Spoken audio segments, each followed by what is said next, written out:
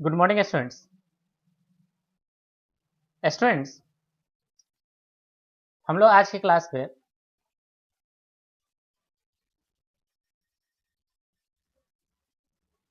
Vector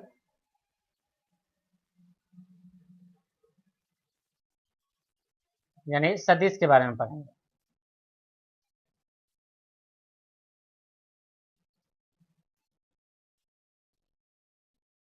भौतिक राशि जिसे स्टूडेंट्स हम लोग डायरेक्टली या इनडायरेक्टली, प्रत्यक्ष या अप्रत्यक्ष रूप से उसकी वैल्यू को ज्ञात कर सकते हैं। भौतिक राशि को दो हिस्से में वर्गीकृत किया गया, दिशा और परिणाम के आधार पर। फर्स्ट राशि जिसे हम लोग अदिश बोले, अदिश यानी स्केलर, अदिश राशि।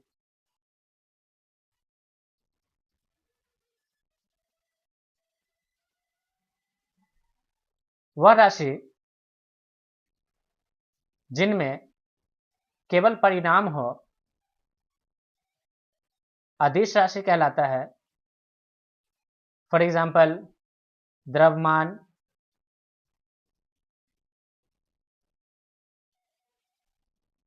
समय, चाल, दूरी इत्यादि। सेकेंड है हमारा सदिश राशि। तो क्या लिखा है? वे भौतिक राशि जिनमें परिणाम व दिशा दोनों होती है, जो सदिश के नियम का पालन करती है, जो सदिश के नियमों का पालन करती है, वे सदिश राशि कहलाती है। उदाहरण के तौर पर विस्थापन, वेग, त्वरण, संवेग, बल, आवेग, भार, प्रणोद यानी ट्रस्ट जिसको कहा जाता है, बल आघूर्ण, कोणीय संवेग, कोणीय वेग आदि। यदि किसी भौतिक राशि में परिमाण व दिशा दोनों हो तो यह हमेशा सदिश नहीं होते। सदिश होने के लिए सदिश के बीजीय नियमों का पालन करना अनिवार्य है। उदाहरण के तौर पर देखिए, भौतिक राशि जैसे कि धारा में परिमाण व दिशा दोनों होती है, परंतु यह अदिश राशि है क्योंकि यह सदिश के बीजीय गणित नियमों का पालन नहीं करती है। नेक्स्ट स्टूडेंट्स हमारा सदिश के प्रकार यानी टाइप्स ऑफ वेक्टर। सबसे पहला हम लोग देख रहे हैं समान वेक्टर, जिसको हम लोग इक्वल वेक्टर्स कहते हैं। दो सदिश मान लीजिए ए और बी समान सदिश कहलाते हैं यदि उनके परिणाम और दिशा दोनों क्या हो स्टूडेंट्स? समान हो। यानी कि दिशा और परिणाम दोनों क्या होने चाहिए? समान होने चाहिए, तब ए और बी हमारे क्या कहलाएंगे स्टूडेंट्स? इक्वल वेक्टर्स यानी समान सदिश कहलाएंगे। ओके, नेक्स्ट है हमारा समांतर सदिश, पैरेलल वेक्टर्स। दो सदिश ए और बी समांतर कहलाते हैं यदि दोनों की दिशाएं क्या हो? समान हो। एक सदिश दूसरे सदिश का अदिश या शून्य गुणनफल हो, यानी एक सदिश दूसरे सदिश का अदिश तथा अशून्य गुणनफल हो। फॉर एग्जाम्पल, वेक्टर ए किसी दूसरे सदिश बी का धनात्मक तथा अशून्य गुणनफल हो। एम को हम लोग अदिश गुणनफल कहते हैं। एम क्या है? मेरा अदिश है।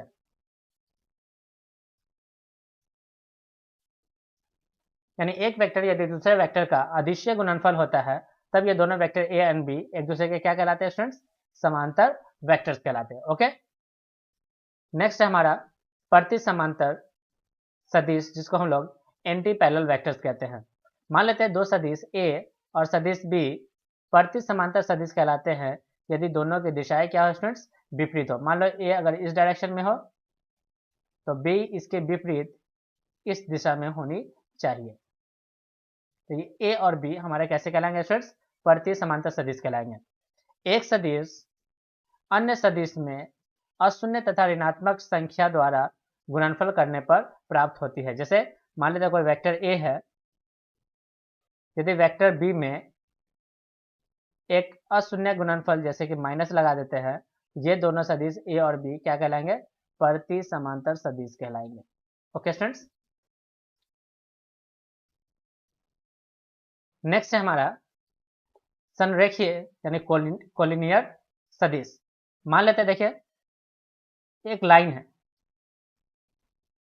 इस लाइन के समांतर जैसे ए, इस लाइन के समांतर जैसे कि ये बी, ये दोनों क्या कहलाएंगे स्टूडेंट्स? हमारे संरेखीय सदिश कहलाएंगे। जैसे देखिए दिए गए किसी सदिश एक ही सरल रेखा के अनुदिश या विपरीत दिशा में कार्य करे तो वे संरेखीय सदिश कहलाते हैं। जैसे या तो दोनों के दोनों इसी लाइन में एक ही दिशा में होने चाहिए या दोनों एक दूसरे के विपरीत होने चाहिए, तब ये दोनों जो सदिश होंगे वो एक दूसरे के संरेखीय सदिश कहलाते हैं, कोलिनियर सदिश कहलाते हैं। ओके स्टूडेंट्स, नेक्स्ट है शून्य सदिश, जिसको हम लोग जीरो वेक्टर्स कहते हैं। वह सदिश जिसका परिणाम कितना हो? शून्य। अदिशा स्वच्छ यानी शून्य सदिश कहलाते हैं जिसकी दिशा हमें ज्ञात न हो, स्वच्छ हो। तो दिशा क्या होता है स्टूडेंट्स? तो डायरेक्शन जो होता है इसका, दिशा, वो नॉट डिफाइन होता है, नॉट डिफाइन। ओके, दिशा इसके नॉट डिफाइन होते हैं। नेक्स्ट है हमारा इकाई सदिश, जिसको हम लोग यूनिट वेक्टर कहते हैं। मान लेते हैं कोई सदिश ए है, देखिए कोई सदिश ए, इस सदिश ए का इकाई सदिश जो होगा उसको हम लोग डिनोट करेंगे ए कैप से, और लिखने का जो इसका तरीका होगा students, vector A divided by magnitude of vector A, यानी कि वेक्टर ए का क्या चीज? परिणाम, यानी सदिश ए और सदिश ए का परिणाम से उसको हम लोग डिवाइड कर दें, भाग दे दें, विभाजित कर दें, तो वो जो सदिश बनता है उस सदिश को हम लोग क्या कहते हैं स्टूडेंट? देखिए इकाई सदिश कहते हैं। इसे ए कैप या ए हैट पढ़ा जाता है। देखिए यहाँ पे लिखा, यदि क्रॉस मल्टीप्लाई कर ले तो वेक्टर इक्वल टू क्या बन जाएगा? देखिए स्टूडेंट्स, ए यानी परिणाम इंटू उसके साथ में क्या आ जाएगा? दिशा आ जाएगा, डायरेक्शन आ जाएगा। हम कह सकते हैं इकाई सदिश हमेशा दिशा का बोध करता है। इकाई सदिश हमेशा किसका बोध करेगा स्टूडेंट्स? दिशा का बोध करता है। नेक्स्ट है हमारा अविलंब इकाई सदिश। मान लेते हैं हमारे पास एक एक्सिस है, एक्स एक्सिस, वाई एक्सिस और जेड एक्सिस। एक्स एक्सिस का अनुदिश एक इकाई सदिश लिया गया है जिसको हम लोग बोलते हैं आई कैप। वाई एक्सिस के अनुदिश एक इकाई सदिश लिया गया है जिसको हम लोग बोलते हैं जे कैप। और जेड एक्सिस के अनुदिश एक इकाई सदिश लिया गया है जिसको हम लोग बोलते हैं क्या चीज? देखिए के कैप। ये तीनों आई कैप और जे कैप और के कैप तीनों एक दूसरे के क्या होते हैं स्टूडेंट्स? लंबवत होते हैं। ये हमारा हो गया आई कैप, जे कैप, और ये क्या हो गया स्टूडेंट? देखिए के कैप। तीनों एक दूसरे के क्या है? लंबवत है, इसलिए इसको स्टूडेंट्स हम लोग लंबवत इकाई सदिश या इसको हम लोग ऑर्थोगोनल यूनिट वेक्टर्स कहते हैं। नेक्स्ट है हमारा ध्रुवीय या पोलर वेक्टर्स। इनका प्रारंभिक बिंदु या कार्यकारी बिंदु होता है। इनका प्रारंभिक बिंदु या कार्यकारी बिंदु होता है। जैसे एग्जांपल के तौर पे देखें, यानी कि ऐसा वेक्टर जिसका प्रारंभिक बिंदु हो उसको हम लोग ध्रुवीय वेक्टर्स कहते हैं। मान लेते हैं एक ब्लॉक है m मास का, इसमें हम लोग इस दिशा में एक बल लगा रहे हैं जिसका नाम क्या है? F। तो आप बल को देख सकते हो, इसके पास एक कार्यकारी बिंदु है, एक कार्यकारी बिंदु है, एक प्रारंभिक बिंदु है, इनिशियल पॉइंट है। दैट्स वाई इस वेक्टर्स को हम लोग कौन सा वेक्टर्स कहते हैं? ध्रुवीय सदिश कहते हैं, यानी पोलर वेक्टर्स कहते हैं। यानी कि वह सदिश जिनका प्रारंभिक तथा कार्यकारी बिंदु हो ध्रुवीय सदिश कहलाते हैं। ओके, एग्जाम्पल के तौर पे है विस्थापन एंड बल। अअक्षीय सदिश, नेक्स्ट क्या है सुन देखिए, अअक्षीय सदिश एक ऐसा सदिश जो घूर्णी प्रभाव प्रदर्शित करता हो और इसकी दिशा दाएं हाथ के पेच के नियम के अनुसार हमेशा घूर्णन अक्ष के अनुदिश हो। फॉर एग्जाम्पल देखिए, ये हमारा एक सर्कल है। इस सर्कल में जो हमारा मान लेते हैं यहाँ पे इसको कहा जाता है वार्मत घूर्णन, यानी कि वार्मत घूर्णन यानी एंटी क्लॉकवाइज वार्मत घूर्णन, और क्लॉकवाइज जिसको हम लोग बोला जाता है दक्षिणात्मक घूर्णन, क्लॉकवाइज। तो वार्मत घूर्णन में क्या होता है स्टूडेंट? देखिए मान लीजिए करंट कैसे चला? Anti clockwise. तो हम लोग क्या करेंगे स्टूडेंट्स, अपने दाएं हाथ के चारों फिंगर्स को इस घूर्णन की दिशा में, यानी कि एंटी क्लॉकवाइज यदि घुमाते हैं तो जो हमारा अंगूठा होगा वो किधर आ गया इसमें देखिए, ऊपर की ओर।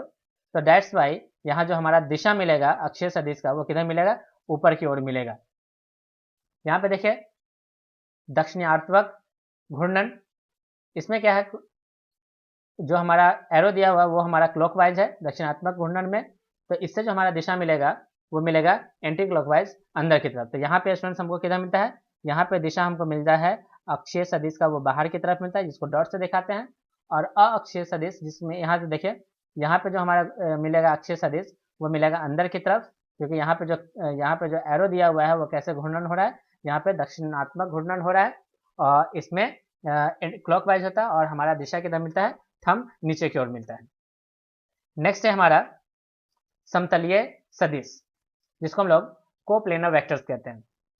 3 या 3 से अधिक सदिश समतलीय सदिश कहलाते हैं यदि वे एक ही तल में हो, एक ही प्लेन में हो। यदि एक प्लेन में 3 या 3 से ज्यादा सदिश अगर आते हो तो वो सारे सदिश हमारे क्या कहलाएंगे, समतलीय सदिश कहलाएंगे। नोट करके बता सकते हैं, दो मुक्त सदिश हमेशा समतलीय सदिश होते हैं। यदि दो सदिश को आप ड्रॉ करते हो तो ये जो दो सदिश है वो हमेशा एक ही दिशा, एक ही प्लेन में मिलेगा, इसलिए स्टूडेंट्स हम लोग इसको समतलीय सदिश यानी कि कोप्लेनर वेक्टर्स कहेंगे। ओके, नेक्स्ट क्या है स्टूडेंट, देखिए ये ऑपरेशंस होता है हमारे पास, सदिश होने का क्या ऑपरेशंस है। तो पहला है दो सदिशों के योग का त्रिभुज नियम, यानी triangle law of vector addition of two vectors, यानी दो वेक्टर्स को ट्रायंगल के नियम के आधार पे किस तरह से जोड़ा जाता है, इसके लिए हम लोग ट्रायंगल नियम का यानी त्रिभुज नियम का पालन करते हैं। जैसे देखिए एक वेक्टर ए जो कि ओ से स्टार्ट होकर के ए बिंदु तक जाता है, और ये रहा हमारा, इसमें देखिए इसको हम लोग कहते हैं पूंछ, और ये कहलाता है हमारा सिर यानी हेड। ये हमारा पास टेल है और ये क्या है, इसमें देखिए हेड। दूसरा वेक्टर इस तरह से स्टार्ट हो कि पहले वेक्टर के हेड पे उसका पूंछ आ जाए और उसका हेड कहीं और हो, तब जो उसका परिणामी सदिश होगा आर, परिणामी सदिश का जो पूंछ होगा वो पहले वेक्टर के पूंछ से मिलेगा और परिणामी सदिश का हेड जो होगा वो दूसरे वेक्टर के किससे मिलेगा, हेड से। तो एक त्रिभुज का निर्माण होता है और इस तरह से स्टूडेंट्स हम लोग त्रिभुज के नियम का पालन करते हैं। तो यहाँ पे आप देख सकते हो ये जो आर होगा वो सिंपली लिखा जाता है ए वेक्टर प्लस का क्या चीज स्टूडेंट देखिए, बी वेक्टर। अब इसका यदि स्टूडेंट्स हम लोग इसमें परिणाम और दिशा निकालना चाहें तो परिणाम और दिशा निकालने के लिए बहुत साधारण हम लोग यूज करेंगे परिणामी सदिश का परिणाम।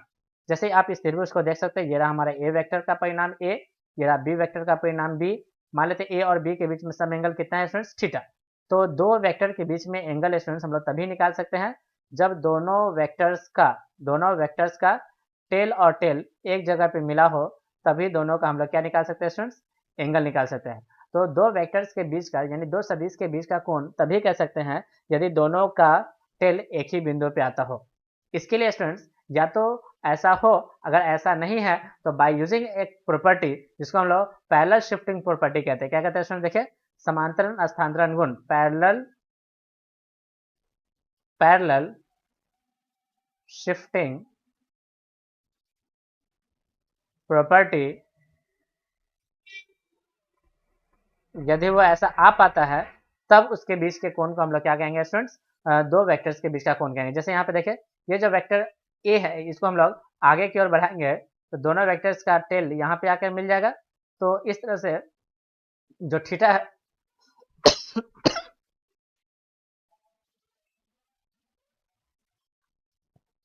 वो ए और बी के बीच का कोण है। यदि स्टूडेंट्स हम लोग इस बी के एक कंपोनेंट ले, यहाँ से इस ट्रायंगल पे, ये जो राइट एंगल ट्रायंगल पे है, यदि वहां पे हम लोग कॉस थीटा अप्लाई करें तो कॉस थीटा होता है आधार बटे कर्ण। तो आप देख सकते हो यहाँ से आधार हो गया क्या चीज, देखिए ए एन, कर्ण हो गया कितना, बी। तो यहाँ से ए एन का वैल्यू जो निकल के आएगा वो हो जाएगा बी कॉस थीटा। सिमिलरली इसी तरह यदि हम लोग साइन थीटा अप्लाई करते हैं तो साइन थीटा होता है लम यानी कि ए बी एन बटे कर्ण यानी बी, तो यहाँ से बी एन जो निकलेगा वो हो जाएगा बी साइन थीटा। यदि इस राइट एंगल ट्रायंगल में हम लोग पाइथागोरस थ्योरम अप्लाई करते हैं तो ओ बी का square equal to O N square plus का बी एन स्क्वायर। इस ओ बी का स्टूडेंट्स हम लोग क्या बोलेंगे, ओ बी, ओ से बी, देख रहे हो ना ये ओ से बी, इसको हम लोग आर स्क्वायर कहेंगे इक्वल टू, अब ओ एन, तो ओ से एन के बीच का जो दूरी होगा वो हो जाएगा ए प्लस का बी कॉस थीटा उसका स्क्वायर, अब प्लस का ये रहा परपेंडिकुलर बी साइन थीटा का स्क्वायर, यदि इसको स्टूडेंट्स हम लोग ए प्लस बी के होल स्क्वायर पर ओपन करते हैं तो ए स्क्वायर प्लस का B square cos square theta plus का 2ab कॉस थीटा प्लस का B square sine square theta. इन दोनों से स्टूडेंट्स हम लोग बी को कॉमन लेंगे, तो बी कॉमन लेंगे तो हो जाएगा sine square theta plus cos square theta plus का 2ab कॉस थीटा, और ये sine square theta plus cos square theta 1 हो जाएगा। Then A square plus B square equals A square plus B square plus का 2ab cos theta. यहाँ से square को हटा करके इधर रूट चढ़ जाएगा, तो root under A square plus B square plus का 2ab cos theta is the resultant of addition of two vectors हो गया, resultant of addition of two vectors, resultant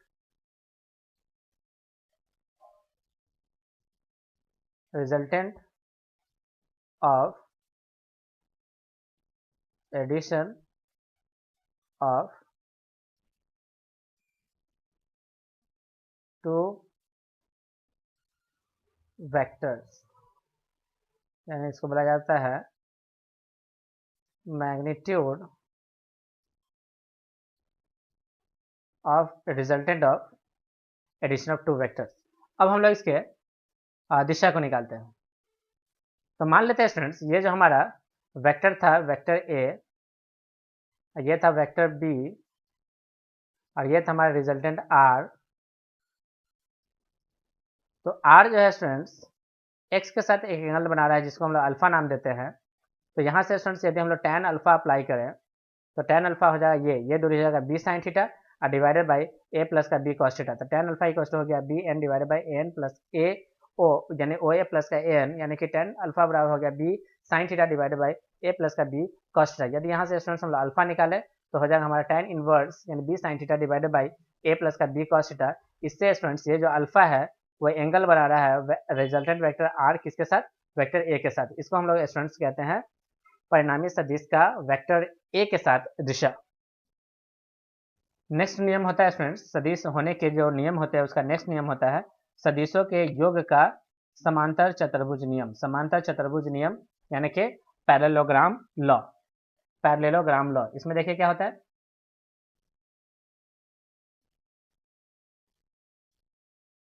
मान लेते हैं कि हमारे पास दो सदिश ए और बी है। देखिए पहला सदिश ए, ये रहा जिसका टेल और ये रहा उसका हेड। दूसरा सदिश पहले सदिश के टेल से स्टार्ट होना चाहिए, यानी दोनों का टेल क्या होना चाहिए स्टूडेंट्स, कॉमन होना चाहिए। तब जो हमारा परिणामी सदिश होगा इसमें हम लोग क्या करेंगे, वेक्टर ए और वेक्टर बी को कंसिडर करते हुए एक हम लोग काल्पनिक समांतर चतुर्भुज बनाएंगे। देखिए काल्पनिक समांतर चतुर्भुज बना दिए।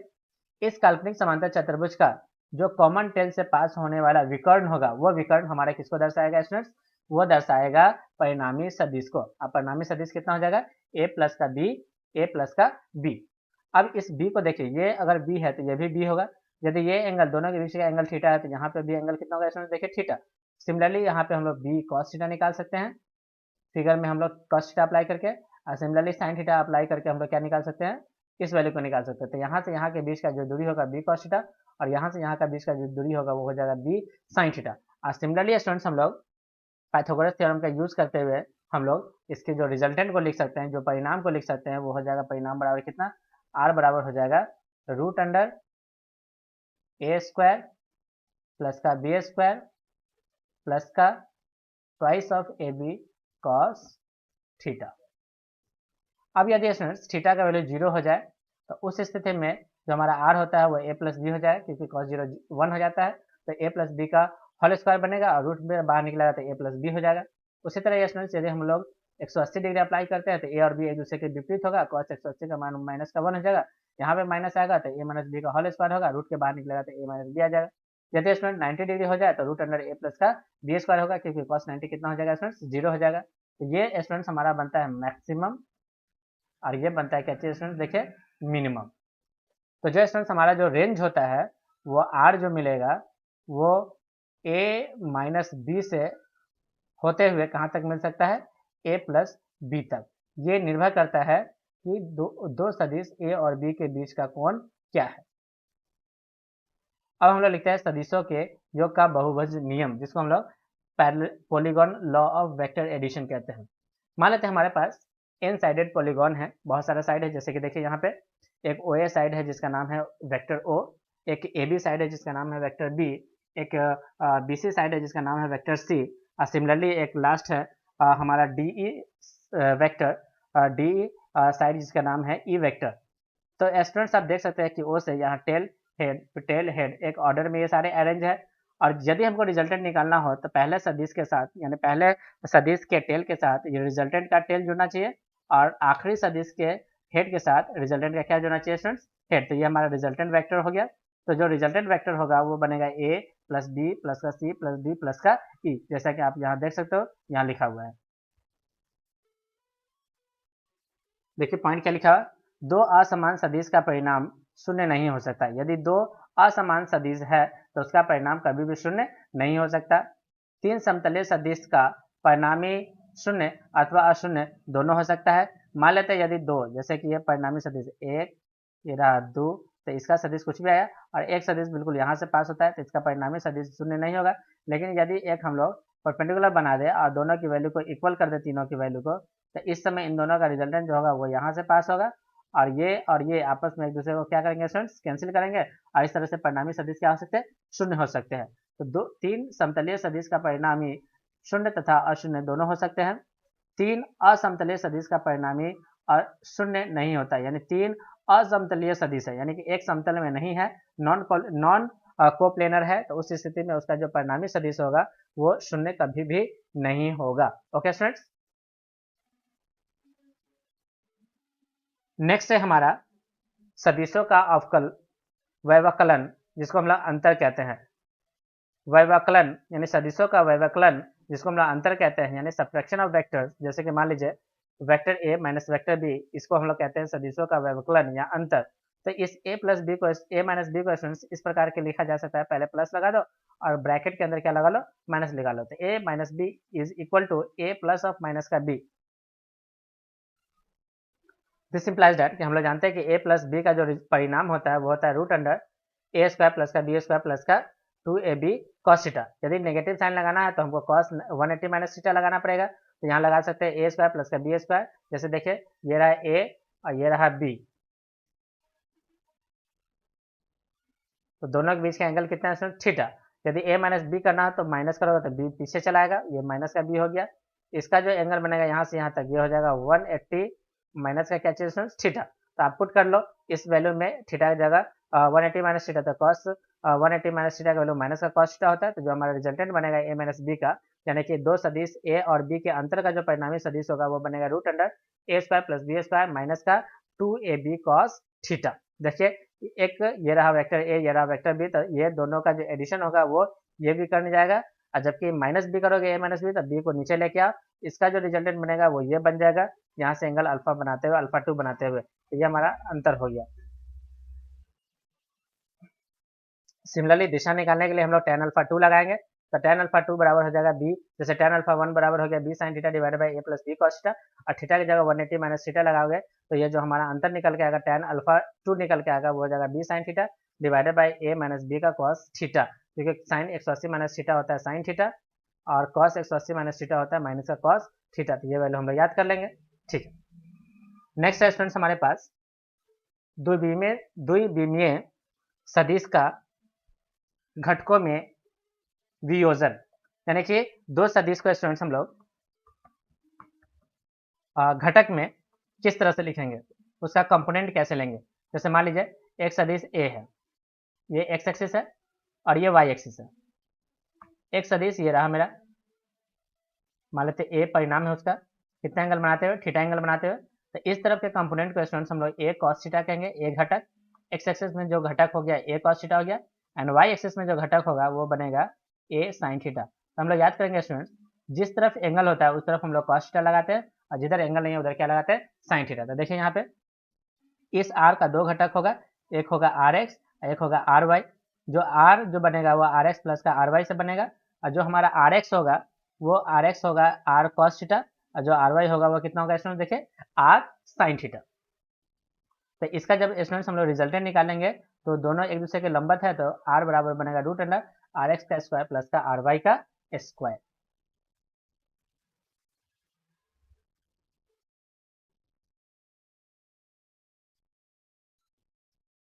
यदि हम लोग tan अल्फा यानी कि एंगल निकालना चाहे tan थीटा, तो tan थीटा होता है लंब बटे आधार, तो लंब हो गया यहाँ पे आर वाई और आधार हो गया आर एक्स, तो थीटा इक्वल हो गया tan inverse R Y upon R X. Okay, next है त्रिविमीय सदिश के समकोणिक घटक, यानी 3 डायमेंशनल निकालना है, त्रिविमीय सदिश है यानी 3 सदिश होना चाहिए। तो देखिए 3 दिशा में हम लोग कैसे निकालते हैं, rectangular component of 3D vectors.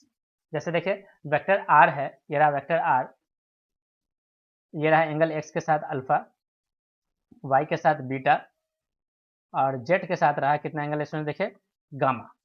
तो हम लोग क्या लिखेंगे, इस वेक्टर को लिखेंगे r बराबर R X vector plus R Y vector plus R Z vector. इस r को लिखा जाएगा R X I cap, R Y J cap और आर जेड के कैप, यानी x की तरफ है आर एक्स, वाई की तरफ है आर वाई और जेड की तरफ कितना है आर जेड। और x की तरफ आई कैप लगाते हैं, वाई की तरफ जे कैप और जेड की तरफ क्या लगाएंगे के कैप। तो r का x अक्ष में जो अल्फा कोण बनेगा, y का y से बीटा कोण बनेगा और z से गामा कोण बनेगा, तब cos अल्फा जो होगा वो बनेगा आर एक्स अपॉन आर। तो आर एक्स का वैल्यू तो आर हो गया और आर का वैल्यू हो जाएगा root under R X square plus R Y square plus R Z square, जिसको हम लोग एम से डिनोट करेंगे। सिमिलरली cos बीटा हो जाएगा आर वाई अपॉन आर, जिसको लिखा जाएगा R Y upon root under R X square plus का आर वाई स्क्वायर प्लस का आर जेड स्क्वायर, जिसको हम लोग एम से डिनोट करेंगे। सिमिलरली cos गामा जो होगा वो बनेगा आर जेड अपॉन आर, जिसको लिखा जाएगा R Z upon root under R X square plus R Y square plus R Z square. इस एल एम एन को हम लोग सदिश आर का दिक् कोजियाए, जिसको हम लोग दिक् कोजियाए जिसको हम लोग डायरेक्शन कोसाइन कहते हैं। क्या कहते हैं स्टूडेंट्स, डायरेक्शन कोसाइन कहते हैं। अल्फा बीटा एंड गामा का जो होता है वो एक्स एक्सिस वाई एक्सिस और जेड एक्सिस से और उस आर का कोण होता है। यदि स्टूडेंट्स हम लोग इसके स्क्वायर को एडिशन कर ले तो देखिए L square plus M square plus N square बराबर बन जाएगा कॉस स्क्वायर प्लस का cos square alpha plus cos square beta plus cos square gamma. इस वैल्यू का यदि आप जोड़ते हो तो किसके बराबर आएगा, 1 के बराबर। तो हम लोग एक फॉर्मूला याद कर लेंगे कि cos square alpha plus cos square beta plus cos square gamma हमेशा किसके बराबर होता है स्टूडेंट्स, 1 के बराबर होता है। यदि आप स्टूडेंट इसको साइन में कन्वर्ट कर लो कॉस को, तो ये फॉर्मूला बन जाएगा sine square alpha plus sine square beta plus का sine square gamma equal to 2। अब देखिए किसी एक त्रिविमीय सदिश लिखाते हैं, त्रिविमीय कोऑर्डिनेट सिस्टम लगाते हैं, एक्स एक्सिस वाई एक्सिस और जेड एक्सिस। किसी बिंदु P का जो कोऑर्डिनेट है वो बना है x, y, z। तो जो हमारा वेक्टर्स लिखा जाएगा,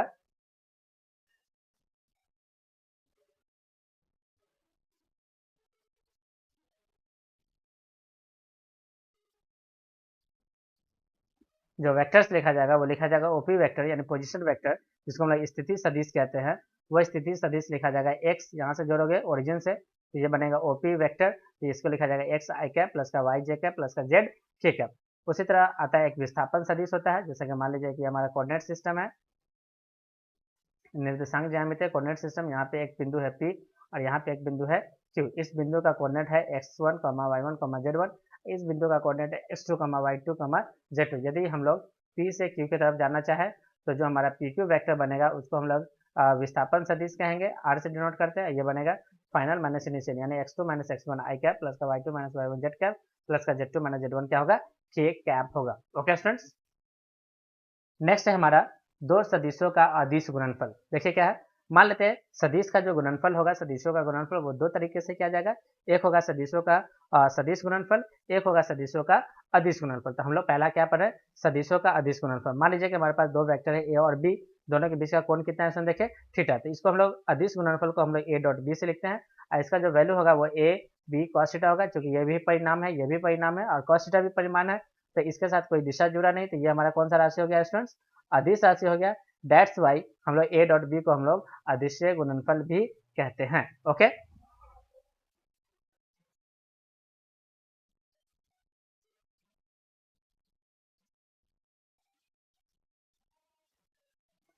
हम लोग क्या देख रहे हैं स्टूडेंट्स कि ए डॉट बी बराबर होता है ए बी कॉस थीटा। तो वहां से यदि स्टूडेंट्स हम लोग कॉस थीटा निकाले तो ये बनेगा A dot B divided by mod A mod B. तो थीटा इक्वल हो जाएगा cos inverse A dot B divided by A B cos theta. तो दो सदिश के बीच का स्टूडेंट जब भी हमें कोण निकालना हो थीटा, तो हम लोग इसके लिए यूज करते हैं cos inverse equal to A dot B divided by mod A mod B. तो इसे स्टूडेंट्स हम लोग एंगल बिटवीन टू वेक्टर्स निकालते हैं।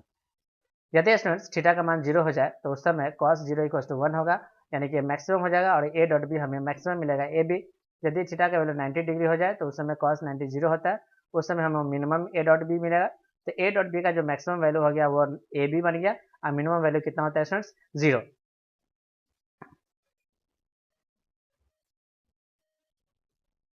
दो सदिश देखिए यहाँ क्या लिखा है, दो सदिश एक दूसरे के अभिलंबत हो तो इनका परिणाम हमेशा कितना होता है स्टूडेंट्स, शून्य होता है, क्योंकि cos 90 कितना हो जाता है, 0 हो जाता है।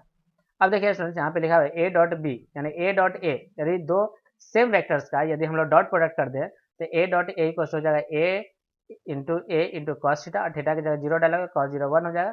तो सिंपल a डॉट a जो होता है वो a स्क्वायर के बराबर होता है, तो a बराबर हो जाएगा root under a dot a, यानी a जो बनेगा a स्क्वायर जो बनेगा वो बनेगा a डॉट a, लेकिन यहाँ से जब स्क्वायर हटा करके a निकालोगे तो ये सिंपली बन जाता है root under a dot a। Okay, जैसे एन कैप हमेशा कितना होगा स्टूडेंट्स, 1 होगा, क्योंकि cos 0 1 बन जाएगा। उसी तरह आई कैप डॉट आई कैप 1 होगा, जे कैप डॉट जे कैप 1 होगा, के कैप डॉट के कैप 1 होगा। और यदि हम लोग उल्टा कर दे अभिलंब इकाई सदिश यानी आई कैप का जे कैप के साथ कर दे तो cos 90 को 0 हो जाएगा, तो इस तरह से वैल्यू 0 होगा। यानी कि सिमिलर वेक्टर्स का यानी सिमिलर इकाई वेक्टर्स का यदि डॉट प्रोडक्ट करते हो तो आंसर 1 आएगा, और अपोजिट वेक्टर्स में यानी कि अपोजिट परपेंडिकुलर वेक्टर्स में यदि डॉट प्रोडक्ट करते हो तो आंसर कितना आएगा स्टूडेंट्स, 0 आएगा। देखिए ये हम लोग a डॉट बी को कंपोनेंट के फॉर्म में लिखते हैं, जैसे वेक्टर a को लिखा गया है ax i कैप प्लस का ay j कैप प्लस का az k कैप, और डॉट प्रोडक्ट कर रहे हैं यानी bx i कैप प्लस का by j कैप प्लस का bz k कैप। तो जो हमारा फाइनल आंसर निकल के आएगा, i का i के साथ प्रोडक्ट करोगे तो i डॉट i 1 हो जाएगा, j का j के साथ करोगे तो j डॉट j 1 हो जाएगा, k का k के साथ करोगे तो k डॉट k 1 हो जाएगा, i का यदि j के साथ करते हो तो 0, और सिमिलरली एक वेक्टर का किसी दूसरे वेक्टर के साथ अगर डॉट प्रोडक्ट करते हो तो आंसर कितना आएगा, 0। तो जो हमारा a डॉट b का जो फाइनल आंसर होगा कंपोनेंट के फॉर्म में वो हो जाएगा ax bx प्लस का ay by प्लस का az bz। ओके,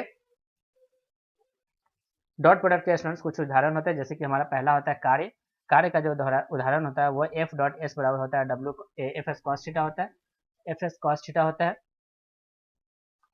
उसी तरह स्टूडेंट देखिए शक्ति यानी पावर बराबर होता है एफ डॉट वी होता है, ये हमारा डॉट प्रोडक्ट का एग्जाम्पल है एफ डॉट वी। चुंबकीय फ्लक्स जो होता है स्टूडेंट्स हमारा डॉट प्रोडक्ट का उदाहरण, जैसे फाई बराबर होता है B D S cos theta, ये हमारा डॉट प्रोडक्ट का उदाहरण है, फाई हो जाता है बी डॉट ए के बराबर होता है।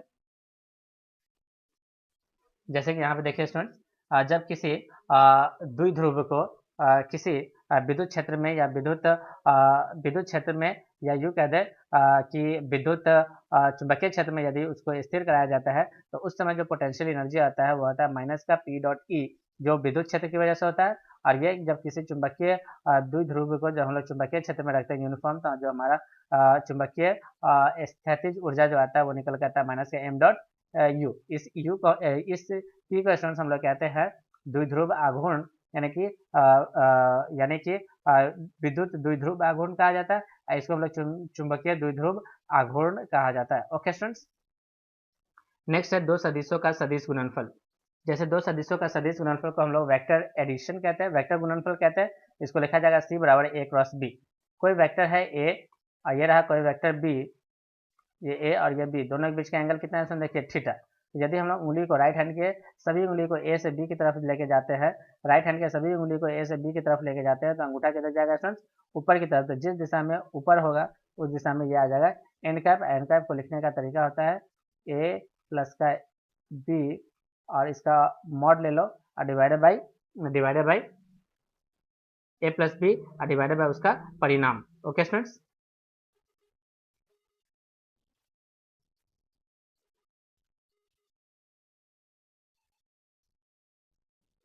तो हम लोग दिशा के लिए स्टूडेंट्स सी बराबर ए क्रॉस बी को लिख सकते हैं ए बी साइन थीटा।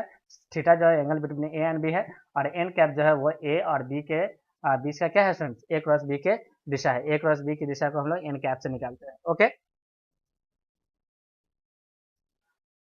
अब देखिए स्टूडेंट्स जो हमारा ए क्रॉस बी होता है और बी क्रॉस ए आपस में कभी भी बराबर नहीं होंगे, यानी ए क्रॉस बी जो होता है वो नेगेटिव और बी क्रॉस ए के बराबर होता है, क्योंकि ए क्रॉस बी करोगे तो अंगूठा ऊपर जाएगा, तो बी क्रॉस ए करने से अंगूठा किधर हो जाएगा स्टूडेंट, नीचे की तरफ होगा। तो ए क्रॉस बी और बी क्रॉस ए का परिणाम तो हमेशा इक्वल होगा, बट डायरेक्शन एक दूसरे के क्या होंगे स्टूडेंट्स, अपोजिट होंगे। इसको हम लोग नॉट फॉलो कम्यूटेटिव लॉ यानी क्रम विनिमय नियम का पालन नहीं करते, क्रम विनिमय नियम का पालन नहीं करते हैं। ये एसोसिएटिव लॉ है। देखिए स्टूडेंट्स क्या होता है, ये हमारा डिस्ट्रीब्यूटिव लॉ है। ए का बी के साथ क्रॉस मल्टीप्लाई कर लो और फिर ए का किसके साथ कर लो स्टूडेंट, सी के साथ, और बीच में किसका साइन दे दो, प्लस का। इसको हम लोग कहते हैं सदिशों का कौन सा नियम है, वितरण नियम है, डिस्ट्रीब्यूटेड लॉ है। दो सदिशों का सदिश गुणनफल अधिकतम होगा यदि साइन 90 का वैल्यू 1 हो जाए, यानी जब थीटा इक्वल टू कितना हो जाए 90 तो उस समय दो सदिशों का सदिशीय गुणनफल हमारा मैक्सिमम हो जाएगा थीटा इक्वल टू 90 पे, और दो सदिशों का सदिशीय गुणनफल हमारा शून्य होगा, न्यूनतम होगा जब थीटा 0 होगा या 180 डिग्री होगा, तो उस समय ये 0 यानी मिनिमम हो जाएगा। ठीक है, दो अशून्य सदिशों का सदिश गुणनफल शून्य होता है जब वे संरेखीय होंगे। यदि दो सदिश का यदि सदिशीय गुणनफल अगर शून्य आ जाए, यानी कि ए क्रॉस ए, देखिए ए क्रॉस बी, ए क्रॉस बी यदि शून्य आता है तो ये ए और बी दोनों एक दूसरे के ही दिशा में होगा, यानी इसको संरेखीय सदिश कहेंगे। इकाई सदिश की स्थिति में n क्रॉस n हमेशा 0 होता है, i क्रॉस i 1 होता है 0 होता है, और j क्रॉस j 0 होता है, और k क्रॉस k कितना होता है इसमें 0। इसको हम लोग इस नियम के पालन से भी निकाल सकते हैं। देखिए ये रहा i, ये रहा j, और ये रहा कितना इसमें देखिए k, तो ये i कैप j कैप और ये k कैप, तो i डॉट j क्या मिलेगा k, j डॉट k क्या मिलेगा i, k डॉट i और k डॉट j क्या मिलेगा इसमें 0 मिलेगा। क्या मिल जाएगा 0 नियम मिलेगा। इसको हम लोग पंच दक्षिणावर्ती पेज के नियम के अनुसार भी हम लोग इसका दिशा को निकाल सकते हैं। दक्षिणावर्ती यानी ऐसे घुमा करके अपने राइट के चारों उंगली को, राइट हैंड के चारों उंगली को एरो की दिशा में घुमाएंगे, और जिस दिशा में अंगूठा जाएगा वही अंगूठा जो होगा स्टूडेंट्स ए क्रॉस बी के दिशा को दिखलाएगा। ओके, तो हम लोग देख सकते हैं स्टूडेंट्स आई क्रॉस जे, देखिए क्लॉकवाइज चलेंगे तो पॉजिटिव या नेगेटिव, और एंटी क्लॉकवाइज में पॉजिटिव होगा। देखिए आई क्रॉस जे ये एंटी क्लॉकवाइज है, तो आई क्रॉस जे जो होगा वो प्लस का के कैप होगा, लेकिन जे क्रॉस आई जो होगा वो हमेशा कितना होगा माइनस का के कैप होगा। यदि दो पद यानी कि घटक के टर्म में यदि हमको ए क्रॉस बी निकालना, तो सपोज कीजिए जो वेक्टर ए होगा उसको लिखा जाएगा ए एक्स आई कैप प्लस का ए वाई जे कैप, प्लस का क्या चीज ए जेड के कैप, ए जेड के कैप। तो उस स्थिति में स्टूडेंट्स जो हमारा ए क्रॉस बी होगा निकालने का तरीका होगा वो डिटर्मिनेंट मेथड से निकालेंगे। और डिटर्मिनेंट मेथड में क्या लिखेंगे देखिए स्टूडेंट्स, सबसे पहले एक मॉडुलस का साइन बनाएंगे डिटर्मिनेंट का, पहले लिखेंगे I cap plus I cap J cap and K cap. देखिए यहाँ पे लिखा हुआ है I cap J cap K cap, और पहला वेक्टर का जो कंपोनेंट होगा, पहला इस डिटर्मिनेंट का जो कंपोनेंट होगा वो आई में आई का कंपोनेंट, जे में जे का कंपोनेंट, के में के का कोफिशिएंट, फिर उसी तरह सेकेंड वेक्टर का आई का कोफिशिएंट, जे में जे का कोफिशिएंट और के में के का कोफिशिएंट करेंगे, और डिटर्मिनेंट को हम लोग सोल्व करने की कोशिश करेंगे। ओके स्टूडेंट्स, इसके बहुत सारे एग्जाम्पल होते हैं, जैसे कि बल आघूर्ण पहला एग्जाम्पल है। देखिए बल आघूर्ण जिसको टाउ कहता है, टाउ बराबर होता है आर क्रॉस एफ, आर से एफ की तरफ उंगली घुमा रहा है। कोणीय संवेग एल बराबर हो गया आर क्रॉस पी हो गया, उसी तरह वेग जो हो गया वो वी बराबर आर क्रॉस ओमेगा हो गया, यानी ओमेगा क्रॉस क्या हो गया आर हो गया। उसी तरह चुंबकीय क्षेत्र में जब किसी चार्ज को मूव कराया जाता है वी वेलोसिटी से, तो उस समय जो एक बल कार्य करता है चुंबकीय बल कहते हैं, उस चुंबकीय बल का फॉर्मूला हो गया F equal to Q into में वी क्रॉस बी हो गया। विद्युत क्षेत्र में किसी यूनिफॉर्म विद्युत क्षेत्र में जब हम लोग द्विध्रुव यानी कि विद्युत द्विध्रुव को जब हम लोग रखते हैं तो उसका जो बल आघूर्ण निकल के आता है वो होता है पी क्रॉस ई। और किसी चुंबकीय क्षेत्र में यानी कि यूनिफॉर्म यानी कि समरूप चुंबकीय क्षेत्र में यदि किसी चुंबकीय द्विध्रुव को रखते हैं तो उस पर जो बल आघूर्ण लगता है वो होता है M cross B, M cross क्या चीज बी, एम क्रॉस बी। अब है स्टूडेंट्स लेमिस थ्योरम कब काम करता है स्टूडेंट्स, यदि तीन vectors A and B and C यदि इसका परिणामी सदिश शून्य हो तो इसको स्टूडेंट्स हम लोग कहते हैं इक्विलिब्रियम यानी कि संतुलित सदिश कहते हैं। इस केस में स्टूडेंट्स हम लोग लेमिस थ्योरम का प्रयोग करते हैं, और होता क्या है स्टूडेंट्स देखिए वेक्टर ए लेंगे, देखिए साइन अल्फा, तो vector A upon sine alpha, फिर वेक्टर बी का मैग्नीट्यूड अपॉन साइन बीटा, फिर वेक्टर सी का मैग्नीट्यूड अपॉन क्या होता है साइन थीटा होता है। और तीनों वेक्टर्स को यदि हम लोग जोड़ते हैं तो उसका परिणामी सदिश कितना आता है स्टूडेंट देखिए शून्य के बराबर आता है, उसका परिणामी सदिश शून्य होता है यदि ए प्लस बी जो होता है वो माइनस के सी के बराबर होता है। ओके स्टूडेंट्स, देखिए यहाँ पे लिखा है ये हमारा लेमिस थ्योरम कहलाता है। ओके स्टूडेंट्स, तो इस तरह से स्टूडेंट्स हम लोग वेक्टर्स के ओवरऑल कॉन्सेप्ट को हम लोग सीख लिए। बाद में स्टूडेंट्स हम लोग वेक्टर के सम यूटिलाइजेशन को सीखेंगे, जैसे वेक्टर का यूटिलाइजेशन हम लोग रिलेटिव वेलोसिटी को फाइंड करने में किया जाता है, रिलेटिव एक्सीलरेशन को फाइंड करने में किया जाता है। एंड वेक्टर्स बहुत इंपॉर्टेंट है स्टूडेंट्स, जब भी हम लोग फिजिक्स में अच्छे क्वेश्चंस को करेंगे तो वहाँ पे हमें सदिशीय गुणनफल, सदिशीय अदिशीय गुणनफल के नियम का पालन करते हुए या उसके एडिशन का पालन करते हुए हमें रिजल्टेंट तक पहुँचना होता है। तो वेक्टर स्टूडेंट्स बहुत इंपॉर्टेंट है, हम लोग वेक्टर्स के तमाम सवाल को अच्छे से करेंगे। आज के क्लास में हम लोग सिर्फ वेक्टर से रिलेटेड उसके जितने भी कॉन्सेप्ट थे उन सारे कॉन्सेप्ट को सीख लिया। Okay students, thank you.